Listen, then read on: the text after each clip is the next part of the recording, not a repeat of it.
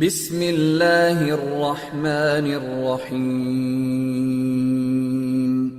رب زدنی علما إن الحمد لله نحمده ونستعينه ونستغفره ونؤمن به ونتوكل عليه ونعوذ بالله من شرور أنفسنا ومن سيئات أعمالنا من يهده الله فلا مضل له ومن يضلل فلا هادي له وأشهد أن لا إله إلا الله وحده لا شريك له وأشهد أن محمدا عبده ورسوله فإن خير الحديث كتاب الله وخير الهدي هدي محمد صلى الله عليه وسلم وشر الأمور محدثاتها وكل محدثة بدعة وكل بدعة ضلالة وكل ضلالة في النار. قال الله تبارك وتعالى في القرآن المجيد والفرقان الحميد بعد أن أقول أعوذ بالله السميع العليم من الشيطان الرجيم من حمزه ونفخه ونفسه. يا أيها الناس اتقوا ربكم الذي خلقكم من نفس واحدة وخلق منها زوجها وبث منهما رجالا كثيرا ونساء واتقوا الله الذي تساءلون به والأرحام إن الله كان عليكم رقيبا. يا أيها الذين آمنوا اتقوا الله حق تقاته ولا تموتن إلا وأنتم مسلمون. يا أيها الذين آمنوا اتقوا الله وقولوا قولا سديدا يصلح لكم أعمالكم ويغفر لكم ذنوبكم ومن يطع الله ورسوله فقد فاز فوزا عظيما. الحمد لله خالق الوجود من العدم الذي علم بالقلم علم الإنسان ما لم يعلم والصلاة والسلام على سيد الأشرف الأنبياء المرسلين نبينا محمد وعلى آله وأصحابه أجمعين أما بعد. أستغفر الله الذي لا إله إلا هو الحي القيوم وأتوب إليه. رب اشرح لي صدري ويسر لي أمري واحلل عقدة من لساني يفقهوا قولي سبحانك لا علم لنا إلا ما علمتنا إنك أنت العليم الحكيم. دیکھیں جیسا کہ آپ لوگ جانتے ہیں کل جہاں پر ہم نے درس کو روکا تھا وہ یہ تھا کہ موسیٰ ابن علیہ نے ان کے والد سے نقل کیا کہ جب کبھی کوئی شخص سیدنا زید ابن ثابت رضی اللہ تعالیٰ عنہ کو کسی مسئلے کے متعلق سوال کرتا تو وہ کہتے ہیں کیا ہے اللہ کی رضا کے لیے تم سوال کر رہے ہو، یعنی اللہ رب العزت تمہاری مراد ہے؟ تو وہ شخص کہتا ہاں. تو جبھی سیدنا زید ابن ثابت رضی اللہ تعالیٰ عنہ جو ہے اس کا جواب دیتے، ورنہ وہ جواب نہیں دیتے. یعنی اگر سوال کا مقصد علم ہوتا، یہاں پر طلباء کو میں ایک بات بتانا چاہوں گا کہ زید ابن ثابت رضی اللہ تعالیٰ عنہ جلیل القدر عالم دین ہے، تو اس کو آپ لوگ نوٹ کریں اور کوشش کریں کہ آج کم از کم 2-3 صفحات ہی صحیح سیدنا زید ابن ثابت رضی اللہ تعالیٰ عنہ کے متعلق پڑھیں. اس موضوع کے متعلق یا اس عنوان سے اور بھی آثار آپ نے نقل کیا. ابو خیثمہ رحمہ اللہ نے کہتے ہیں مسروق قال سألت ابن کعب عن شیء فقال اکان بعد قلت لا. قال کہتے ہیں کہ ابی ابن کعب رحمہ اللہ کو ایک مسئلے کے متعلق پوچھا گیا تو آپ نے کہا کیا ایسا ہوا ہے، کیا ایسا واقع ہوا ہے جو سوال تم کر رہے ہو، کیا واقعی میں ایسا ماضی میں ہوا ہے؟ تو سائل نے کہا نہیں. تو وہ کیا کہتے ہیں ابی ابن کعب رحمہ اللہ، جب ان سے کہا گیا کہ ایسا واقعہ پیش نہیں آ گیا فَأَجِمَّانَا حَتَّى يَكُونَ فَإِذَا كَانَ اجتہدنا لَكَ رَأَيْنَا. کہتے ہیں کہ اگر ایسا نہیں ہوا تو ٹھیک ہے، اگر ایسا ہوا تو اگر ایسا نہیں ہوا تو ہم انتظار کریں گے جب تک کہ ایسا نہیں ہوتا، اور جب ہوگا تو ہم اجتہاد کریں گے، اپنی رائے بیان کریں گے، ہے کہ نہیں؟ اور میں نے اجتہاد کے کون اہل ہے کل ہم نے آپ کے سامنے ذکر کیا. یہاں پر اور ایک اثر جو آپ نے کیا ہے کہ قال کرہ رسول اللہ صلی اللہ علیہ وسلم المسائل وآبہا. کہتے ہیں کہ اللہ کے رسول صلی اللہ علیہ وسلم ناپسند کرتے تھے ایسے سوال کرنا جو یعنی جو یوں سمجھے ایک ہائپوتھیٹیکل ہم کہتے ہیں، یعنی بے فضول کے سوالات، بے معنی سوالات، ایسے سوال کرنے سے اللہ کے رسول صلی اللہ علیہ وسلم ناپسند کرتے تھے. اور اس کی جو سند ہے وہ صحیح، امام مالک کے بھی اس کے اندر موطا کے اندر اسی قسم کی ملتی جلتی روایت ملتی ہے. پھر اس کے بعد کہتے ہیں امام زبید رحمہ اللہ کا قول نقل کرتے ہیں عن زبید قال ما سألت ابراہیم عن شیء خط الا رأیت فیہ الکراہیہ. کہتے ہیں کہ ابراہیم النخعی رحمہ اللہ سے کبھی بھی کسی چیز کے متعلق پوچھا جاتا تو کراہت یعنی ڈس لائکنس کے جو آثار ہیں ان کے چہرے پر جو ہے نظر آتے. پھر عبد الرحمن عطا اور ابن ابی لیلہ نے عطا رحمہ اللہ سے نقل کیا کہ وہ کہتے ہیں کہ ہم سیدنا جابر کننا نکون عند جابر بن عبد اللہ فیحدث فاذا خرجنا من عندنا تذاکرنا حدیثہ فکانا ابو زبیر. یہاں پر ہم اس کو ہم چھوڑ دیتے ہیں. اب یہاں پر جو 4 آثار ہیں کیونکہ ابھی عنوان بدل رہا ہے، مضمون بدل رہا ہے. دیکھیں ساتھیوں، پہلی چیز تو اس سے یہ سمجھ میں آئی ان چار آثار سے کہ سلف اس بات کو ناپسند کرتے تھے کہ ہائپوتھیٹیکل کوشچنز پوچھے جائیں، ایسا سوال پوچھا جائے جو ہوا ہی نہیں۔ مثال کے طور پر اگر آپ غزال الباب اٹھا کر دیکھیں، امام اسفرائینی رحمہ اللہ فرماتے ہیں کہ امام بہقی رحمہ اللہ نے مدخل کے اندر نقل کیا کہ سلف اس چیز کو مکروہ سمجھتے تھے کہ ایسے سوال کے متعلق یا ایسے امر کے یا ایسے واقعے کے متعلق پوچھا جائے جو واقعہ کبھی ہوا ہی نہیں، یا پھر اس واقعے کے متعلق نہ قرآن میں کوئی ذکر ملتا ہے نہ حدیث میں کوئی ذکر ملتا ہے، محض انسان تخیلات تصورات میں جا کر ایک واقعہ گھڑے۔ ہاں، مجتہد کے لیے اجازت ہے کہ جب ضرورت ہو تو وہ اس کیفیت کے یا اس واقعے کے یا اس کیا کہتے ہیں اس حالت کے متعلق سوچ کر فیصلہ کرے، لیکن عام انسان بس جو ہے سوال کر رہا ہے، یہ کیا ہے، بالکل بھی جو ہے جائز نہیں۔ بلکہ امام طاؤوس رحمہ اللہ نے سیدنا عمر بن خطاب رضی اللہ عنہ سے کہا کہ یہ جائز نہیں ہے کسی کے لیے، حرام ہے کہ وہ ان چیزوں کے متعلق پوچھے جو چیزیں ابھی واقع بھی نہیں ہوئے۔ اور آپ دیکھیں احادیث کے اندر کثرت سے یہ چیزیں ملتی ہے۔ اللہ کے رسول صلی اللہ علیہ وسلم نے کیا کہا کہ پچھلی امتیں یا پچھلے لوگ جو برباد ہوئے ہیں، جو ہلاکت کے شکار ہوئے ہیں، وہ یہی یعنی کثرت سے سوال کرنا، یعنی وہ سوال سے مراد دیکھیں یہاں پر اور ایک بات بھی میں بتاتا چلوں کیونکہ آپ لوگ جو ہے دور نہ جائیں۔ امام بغوی رحمہ اللہ نے شرح السنہ کے اندر بیان کیا کہ سوالات دو قسم کے ہوتے ہیں یا سوالات کہہ لیں۔ تو پہلا تو یہ ہے کہ ایک تو تعلیم اور تعلم کے لیے ہے کہ نہیں، فَاسْأَلُوا أَهْلَ الذِّكْرِ إِن كُنتُمْ لَا تَعْلَمُونَ، یہ سوال محمود ہے یعنی قابل تعریف ہے کہ ایسے سوالات کیے جائیں، تو اس کی تو اجازت ہے۔ اور ایسے سوالات صحابہ خود اللہ کے رسول صلی اللہ علیہ وسلم سے کرتے تھے، بلکہ قرآن مجید میں یسألونک، پروفیسر نجیب الرحمن کیلانی نے مستقل کتاب یسألونک، آپ غور کریں متعدد دفعہ آپ کو یسألونک عن المحیض، یسألونک عن الاحلہ، یسألونک ماذا احل لهم، ہے کہ نہیں؟ تو یہ یسألونک یسألونک یہ آپ کو بار بار وَإِذَا سَأَلَكَ عِبَادِي، تو یہ سوال جو ہے آپ کو بار بار ملے گا کہ وہ سوال کرتے ہیں، وہ سوال کرتے ہیں۔ تو کیا مانا کہ بعض سوال تو واقعی میں سوال کرنے چاہیے کیونکہ وہ مفید اور نفع بخش سوالات ہیں، لیکن بعض سوالات ایسے ہیں جو فائدے مند نہیں ہیں۔ اس کی مثال میں آپ کو دیتا ہوں کہ اس کی مثال میں دیتا ہوں، جیسے امام شعبہ رحمہ اللہ کو پوچھا گیا، امام ذہبی رحمہ اللہ تذکرۃ الحفاظ میں نقل کرتے ہیں کہ امام شعبہ کو پوچھا گیا کہ شیطان کی بیوی کا نام کیا ہے، تو اس وقت امام شعبی نے کہا کہ بدقسمتی سے شیطان نے مجھے اس کے ولیمے میں مجھے بلایا نہیں، لہٰذا مجھے معلوم نہیں، اگر میں اس کے ولیمے میں جاتا تو ضرور آپ کو بتاتا کہ اس کی بیوی کا نام کیا تھا۔ تو جیسا سوال ہوگا ویسے جواب ہوگا۔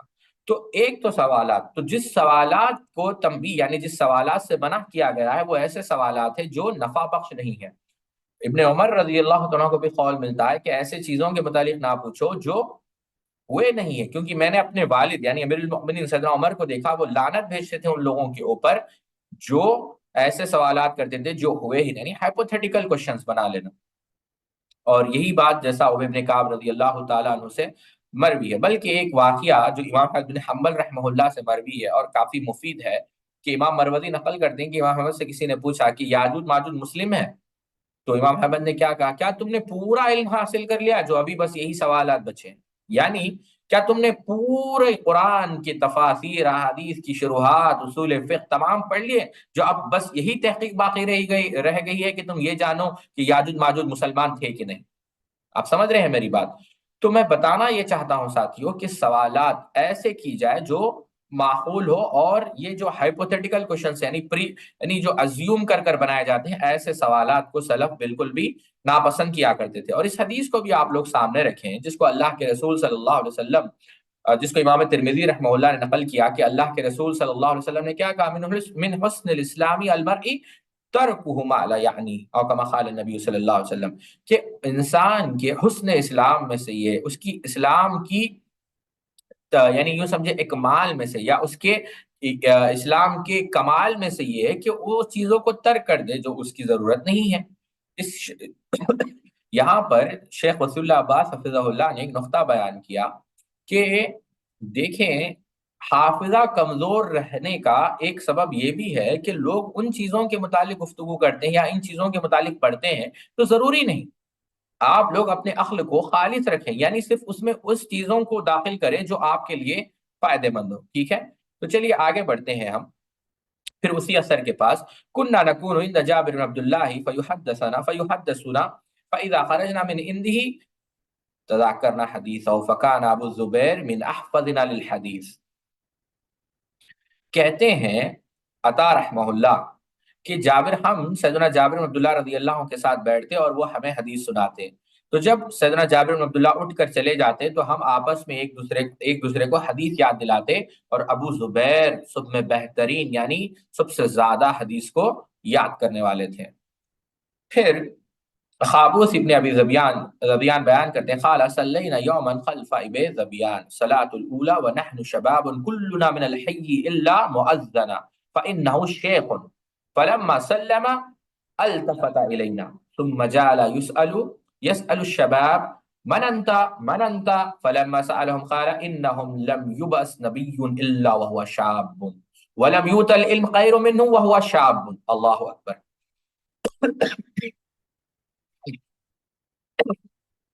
قابوس ابن ابی ذبیان بیان کرتے ہیں کہ ہم نے فجر کی نماز پڑھی ابو ذبیان رحمہ اللہ کے پیچھے. تو اس وقت تمام لوگ جو مسجد میں نماز پڑھ رہے تھے وہ سب جوان تھے سوائے مؤذن کے. مؤذن جو تھے وہ بوڑھے تھے. تو سلام جیسے ہی پھیرانی فجر کی نماز ہوئی تو وہ مؤذن ہمارے قریب آ کر کہا کہ تم کون ہو تم کون ہو. تو جب سب سے پوچھا تو کیا کہ سب کون تھے؟ نوجوان تھے. تو کہا کہ کوئی بھی نبی نہیں آیا الا یہ کہ وہ نبی یعنی کسی بھی شخص کو جو نبوت دی گئی ہے وہ کون تھا؟ نوجوان تھا. اور ایک نوجوان کو سب سے بڑھ کر نعمت جو دی جا سکتی ہے وہ کیا ہے؟ علم ہے. یہاں پر ایک بات یاد رکھے ساتھیوں، اس سے کیا بات پتا چلی کہ علم حاصل کرنے کا بہترین وقت یہی ہے کہ انسان جب جوانی کے حالت میں ہو، ہے کہ نہیں؟ اللہ کے رسول صلی اللہ علیہ وسلم نے عبداللہ ابن عباس رضی اللہ عنہ کو یہی نصیحت کی کہ اغتنم خمس قبل خمس، کہ 5 چیزوں کی غنیمت جانو 5 چیزوں سے پہلے. حیاتی کا قبل موتی کا، صحتی کا قبل سقامی کا، غنا کا قبل فقری کا، فراغ کا قبل شغلی کا، و شباب کا قبل حرمی کا. کہ تم زندگی کی غنیمت جانو موت سے پہلے، صحت کی غنیمت جانو علالت سے پہلے، فراغت کی غنیمت جانو یعنی مشغول ہونے سے پہلے، امیر یعنی دولت کو غنیمت جانو فقیر ہونے سے پہلے، اور جوانی کو غنیمت جانو یعنی بوڑھے ہونے سے پہلے.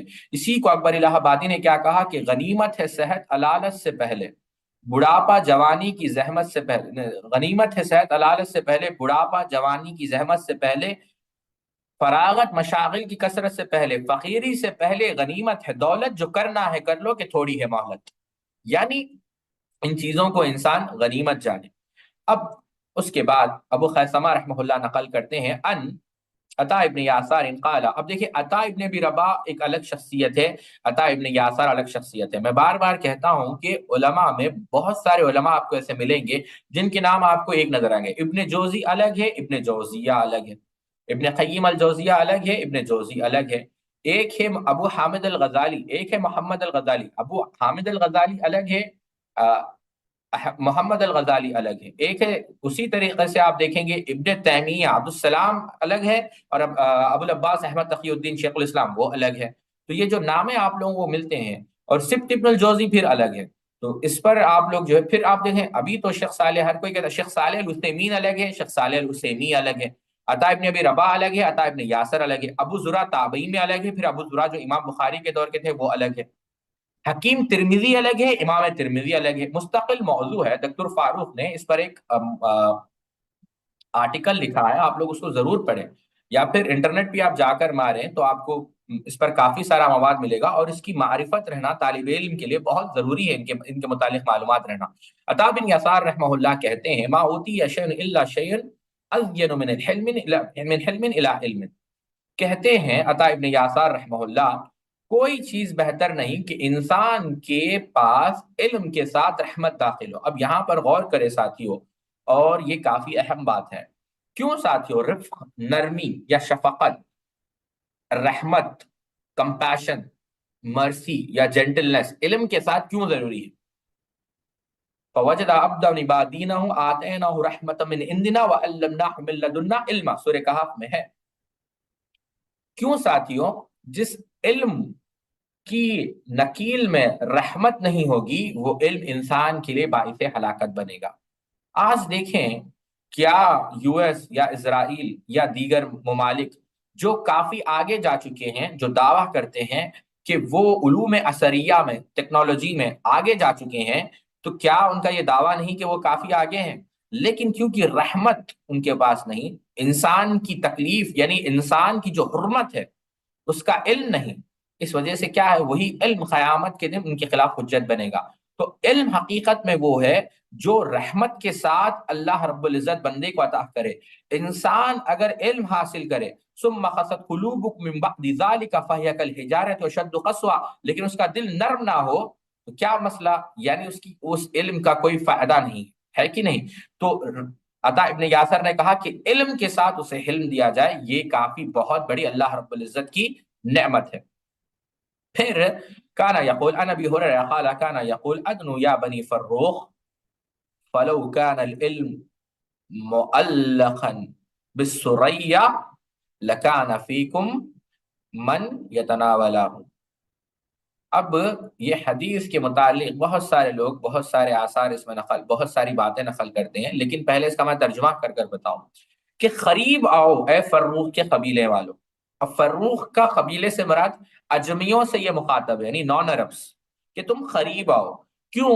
اگر یہ علم آسمان پر بھی لٹک رہا ہوگا، سریا پر، تو بھی تم میں سے کچھ لوگ ہوں گے جو آسمان پر چڑھ کر علم حاصل کریں۔ یہ کون کہہ رہے ہیں؟ سیدنا ابو ہریرہ رضی اللہ عنہ، اور یہ روایت مرفوع بھی ہے، یہ روایت مرفوع بھی ہے، اور بعد میں ایمان کے لفظ بھی آئے ہیں۔ اب اس سے مراد بعض محدثین نے امام ابو حنیفہ رحمہ اللہ کا بھی ذکر کیا، لیکن ہمارے نزدیک اس سے بھی بہتر بات وہ ہے جو شیخ عبدالسلام مبارک پوری نے سیرۃ البخاری میں کہی، کہ اس سے مراد کون ہے؟ امام بخاری رحمہ اللہ جیسے لوگ ہیں، کیونکہ انہوں نے اجمی رہ کر بھی علم ہر جگہ سے انہوں نے حاصل کیا۔ تو مختلف علماء، کوئی اس میں جو ہے نعوذ باللہ من ذالک کیا کہتے ہیں، کسی کی حقارت مقصود نہیں، لیکن بعض احناف نے یہ کہا کہ اس حدیث سے مراد کون ہے؟ امام ابو حنیفہ رحمہ اللہ ہے، جو اجمی رہنے کے باوجود اللہ رب العزت نے ان کو اتنا فقہ یعنی علوم فقہ سے نوازا تھا کہ امام شافعی رحمہ اللہ کیا کہتے ہیں کہ کلو یعنی ہر کوئی شخص عیال یعنی بچے ہیں امام حنیفہ رحمہ اللہ کے سامنے فقہ کے میدان میں، اور امام بخاری رحمہ اللہ یعنی انہوں نے علم کو جمع کر لیا، یعنی تمام احادیث کو انہوں نے جمع کر اصح الکتب بعد کتاب اللہ۔ بہرحال تو یہاں پر یہ صرف امام بخاری اور امام حنیفہ کے لیے نہیں ہے میرے ساتھیوں، یہ سیدنا ابو ہریرہ رضی اللہ تعالیٰ عنہ کی نصیحت آپ کو بھی اور ہم کو بھی ہے کہ آؤ علم حاصل کرو۔ ہو سکتا ہے ہم اللہ سے دعا کریں کہ اللہ رب العزت ہمیں انہی لوگوں میں سے بنائے جو اگر علم آسمان پر بھی ہو تو آسمان میں جا کر ہم علم حاصل کریں۔ تو یہ کیا کہتے ہیں، یہ اللہ رب العزت کی بہت بڑی یہ کیا ہے، یہ سیدنا ابو ہریرہ رضی اللہ تعالیٰ عنہ کا قول تھا۔ چلیے آگے بڑھتے ہیں، ہم کہتے ہیں ابو خیثمہ رحمہ اللہ پھر سند نقل کرتے ہیں زریر بن سہیل سے، کہتے ہیں قال کان ابو ہریرہ اذا نظر الى ابی صالح، اللہ اکبر۔ ابو صالح کون تھے ساتھیوں؟ ابو صالح تھے یہ ایک غلام تھے، لیکن بعد میں وہ بہت بڑے محدث بنے۔ کہتے ہیں کہ جب ابو ہریرہ رضی اللہ تعالیٰ ابو صالح کو دیکھتے ما کان علی ھذا یکون من بنی عبد مناف، کہتے ہیں کہ جب ابو صالح کو وہ دیکھتے، یہ اصل میں ان کا نام تھا ذکوان السمات الزیات المدنی، یہ اصل میں بہت بڑے عالم بنے، اللہ اکبر۔ تو انہیں دیکھتے تھے کہ کیا ایسا نہیں ہے کہ یہ لگتا نہیں ہے انہیں دیکھ کر کہ یہ عبد مناف یعنی ایک سردار کے قبیلے میں سے ہے، حالانکہ وہ سردار کے قبیلے میں سے نہیں تھے، ایک عام آدمی تھے، لیکن وہ علم کو دیکھ کر، ان کے رعب کو دیکھ کر، ابو ہریرہ صحابی کہتے ہیں ان کو دیکھ کر لگتا نہیں کہ یہ تو اب یہ کہاں کے ہے، یہ تو قریش قبیلے سے تعلق رکھتے ہیں، ہے کہ نہیں؟ پھر یہی ابو صالح رحمہ اللہ کا قول امام ابو خیثمہ نقل کرتے ہیں ما کنو اتم معنا من الدنیا الا ثوبین ابیضین اجالس فیہما ابا ہریرہ۔ غور کریں الفاظ پر، کہتے ہیں کہ مجھے دنیا میں کچھ نہیں چاہیے سوائے دو سفید لباس کے۔ کیا کہتے ہیں ابو صالح جن کے متعلق ابو ہریرہ نے اتنی بڑی بات کی؟ کہتے ہیں، وہ کہتے ہیں کہ مجھے دنیا میں کچھ نہیں چاہیے سوائے دو سفید لباس کے، اور وہ بھی اس لیے چاہیے تاکہ میں سیدنا ابو ہریرہ کے درس میں بیٹھوں، ان کی مجلس میں بیٹھوں اور اللہ کے رسول صلی اللہ علیہ وسلم کے احادیث کو سنوں، بس اتنا مجھے چاہیے۔ یعنی سبحان اللہ، دیکھیں آپ کہ کوئی دنیا کی خواہش نہیں، نہ مجھے مال کی، نہ جاہ کی، نہ اقتدار کی، کسی چیز کی مجھے پرواہ نہیں، بس دو کپڑے تاکہ وہ کپڑے میں پہنوں اور سیدنا ابو ہریرہ رضی اللہ عنہ کے درس میں بیٹھوں۔ پھر اس کے بعد امام ابو خیثمہ رحمہ اللہ جو سورہ نساء کی آیت ہے کونوا قوامین بالقسط شہداء، پھر وہ جو قول ہے فإن اللہ کان بما تعملون خبیر، یہاں تک پڑھ کر کہتے ہیں کہ اس کا معنی کیا ہے۔ کہتے ہیں عبداللہ ابن عباس رضی اللہ عنہ کہتے ہیں کہ دو لوگ حاکم کے سامنے کھڑے ہوں اور حاکم کی سختی برداشت کریں اور حاکم کے فیصلے کو وہ لے ایک دوسرے کے خلاف، یعنی عدل کے ساتھ فیصلہ لیں۔ بسا اوقات ہوتا یہ ہے کہ انسان جو ہے اگر اس کے حق کے اگر فیصلہ اس کے خلاف آ جاتا ہے تو اس کو وہ قبول نہیں کرتا، ایسا نہیں ہونا چاہیے ساتھی۔ ہمیشہ چاہے فیصلہ کسی کے حق میں آئے، اگر وہ قرآن و حدیث کی روشنی میں آتا ہے تو فیصلے کو قبول کرنا ہی ایمان ہے۔ فلا وربک لا یؤمنون حتی یحکموک فیما شجر بینہم ثم لا یجدوا فی انفسہم حرجا مما قضیت ویسلموا تسلیما۔ پھر اس کے بعد ایک روایت جو میں نے پہلے بھی آپ کے سامنے رکھی تھی کہ سرا زریر ابن قابوس عن ابن عباس قال موسیٰ حین کلم ربہ ربا یا ربی ای عبادک احب الیک قال اکثرهم لذکری قال ربی ای عبادک الحکم الذی یقضی علی نفسه کما یقضی علی الناس قال ربی ای عبادک اغنا الراضی بما آتیتہ۔ کہ تین سوالات کیے ہیں، حالانکہ 7 سوالات کی روایت میں نے آپ کے سامنے پچھلے درس میں رکھی تھی کہ سب سے زیادہ موسیٰ علیہ السلام نے اللہ سے پوچھا کہ سب سے زیادہ محبت تو کس بندے سے کرتا ہے؟ کہا وہ جو میرا ذکر کرتا ہے۔ کہا سب سے زیادہ حکمت والا قاضی، یعنی جس کے پاس فیصلہ کرنے کی طاقت ہے، سب سے زیادہ قوت، یعنی کس کے پاس، یعنی سب سے زیادہ بڑا حاکم کون ہے؟ تو کہا کہ جو اپنے ساتھ وہی فیصلہ کرتا ہے جو لوگوں کے ساتھ کرتا ہے۔ اور پھر سب سے زیادہ غنی کون ہے، مالدار کون ہے؟ جس کو ہم نے جتنا بھی دیا ہے جو اس پر راضی ہے، یعنی قناعت وہ اختیار کرتا ہے، وہ سب سے زیادہ جو ہے دولت مند ہے، یہ اللہ رب العزت نے کہا۔ پھر اس کے بعد ابو خیثمہ رحمہ اللہ نقل کرتے ہیں عبداللہ ابن عباس سے ہی، کہتے ہیں ان طاؤوس قال کان ابن عباس یسأل عن الشیء فیقول ان هذا لفی الزبر الاولی۔ کہتے ہیں عبداللہ ابن عباس رضی اللہ تعالیٰ عنہ کو جب کوئی کسی سوال کے بارے میں پوچھتے تو وہ کہتے کہ یہ پہلے صحیفوں میں اس کا جواب موجود ہے۔ یہاں سے ایک بات پتہ چلی ساتھیوں، جیسا میں نے پہلے بھی کہا کہ ایک تو بات یہاں پر یاد رکھیں، جو پہلے صحیفے ہیں، یہاں سے مراد جو مینیپولیٹڈ اسکرپچرز ہیں تو آسمانی کتاب ہے، ہم اس پر ایمان لاتے ہیں، لیکن جو آج موجود ہے وہ تحریف شدہ ہے، وہ اس صحیح حالت میں موجود نہیں جیسے وہ انبیاء علیہ السلام کو عطا کی گئی تھی، چاہے وہ تورات ہو، زبور ہو، انجیل ہو۔ تو یہ کون پڑھے گا، اس سے کون فائدہ اٹھائے گا؟ صرف وہی، جیسے ابن حجر نے فتح الباری کے اندر بیان کیا کہ وہی لوگ اس سے فائدہ اٹھائیں گے یا وہی لوگ اس کو پڑھیں گے جو واقعی میں قوت رکھتے ہیں یا صلاحیت رکھتے ہیں حق اور باطل کے درمیان تمیز کرنے کی۔ اور وہ جیسا شیخ الاسلام ابن تیمیہ تھے یا اس کے بعد علامہ رحمۃ اللہ کے رامنی گزرے اور بہت سارے علماء گزرے ہیں جنہوں نے عیسائیت کا یا یہودیت کا رکھ لیا، بلکہ آپ ابن تیمیہ کی کتاب ہے الجواب الصحیح لمن بدل دین المسیح جو شیخ عبد الرحمن البراق نے اس کی شرح بھی کی ہے، بہرحال وہ عربی میں ہے لیکن اس کو ضرور جو عربی جانتا ہے اس کو سنیں، تو اس کے اندر بعض مفید اصول بیان کیے ہیں۔ تو یہ ان لوگوں کے لیے، ہر کسی کے لیے نہیں ہے کہ وہ جو ہے غیر مذہبی کتابوں کو پڑھے اور اس کو دین دعوت میں استعمال کرے، یا یوں سمجھے آپ دعوت کو اس کی بنیاد بنائیں، یہ مناسب طریقہ نہیں ہے۔ اس کے بعد ابو خیثمہ رحمہ اللہ ابو عثمان رحمہ اللہ سے نقل کرتے ہیں، کہتے ہیں عاصم رحمہ اللہ کہ میں نے ابو عثمان سے کہا، یا ابو عثمان کے متعلق کہتے ہیں کہ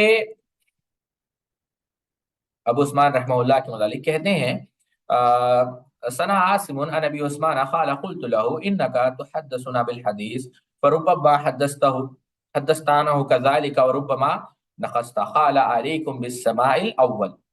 کہتے ہیں کہ آپ حدیث سناتے ہیں، یہ کون کہہ رہے ہیں؟ غور سے سنیں بات، ابو عثمان کے متعلق عاصم کہہ رہے ہیں یہ بات ابو عثمان کے متعلق کہ میں نے ابو عثمان سے پوچھا، ابھی عاصم کہہ رہے ہیں ابو عثمان سے کہ میں نے ابو عثمان رحمہ اللہ سے، ابو عثمان النہدی بہت بڑے تابعی ہیں، کہتے ہیں میں نے ان سے پوچھا کہ آپ حدیث سناتے ہیں، کبھی آپ حدیث ہمیں جو ہے سناتے ہیں لیکن کبھی آپ بعض حدیث کے بعض جملوں کو چھوڑ دیتے ہیں، تو کہتے ہیں کہ جب میں پہلی دفعہ حدیث مکمل سناتا ہوں تو ہم اس کو لازم پکڑو۔ پھر امام سنابی ہی رحمہ اللہ، اللہ اکبر ساتھی، یہاں پر اگر وقت اجازت دے تو میں آپ لوگوں کو بتانا چاہوں گا ایک بات، کہ اس سند پر غور کریں، حدثنا ابو خصیمہ ثنا عبداللہ ابن ادریسہ ثنا لیث ابن عدی بن عدی ان سنابیہی ان معاذ، امام سنابیہی رحمہ اللہ، امام سنابیہی رحمہ اللہ مخضرم تھے۔ امام سنابیہی رحمہ اللہ، یہ کون تھے امام سنابیہی رحمہ اللہ؟ یہ اللہ کے رسول صلی اللہ علیہ وسلم کے دور میں انہوں نے اسلام لایا۔ امام بخاری، امام ذہبی رحمہ اللہ تذکرۃ الحفاظ میں نقل کرتے ہیں کہ اللہ کے رسول صلی اللہ علیہ وسلم کے دور میں آپ نے اسلام لایا، اور پھر آپ کو خواہش ہوئی کہ میں اللہ کے رسول صلی اللہ علیہ وسلم سے ملاقات کروں، اور آپ گئے اللہ کے رسول سے ملاقات کرنے کے لیے۔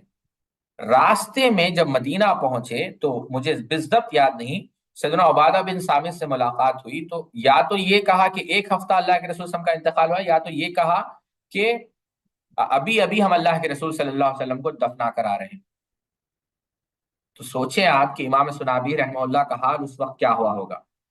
تو امام سنابی رحمہ اللہ نقل کرتے ہیں کہ سیدنا معاذ بن جبل رضی اللہ تعالیٰ عنہ سے ہم نے سنا، کہتے ہیں لا تزول قدم ابن آدم یوم القیامت حتی یسأل عن اربع امره فيما افناه وعن جسده فيما ابلاه وعن ماله من اين اكتسبه وعن علمه ما عمل فيه۔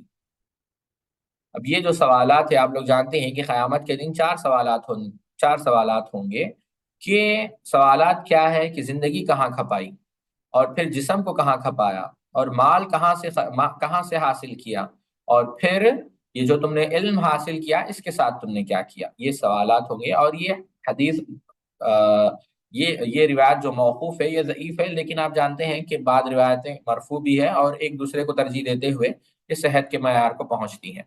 اب اس کے بعد یہ تو آپ بار بار آپ لوگوں نے سنا ہوگا، پھر اس کے بعد ہم آگے بڑھتے ہیں۔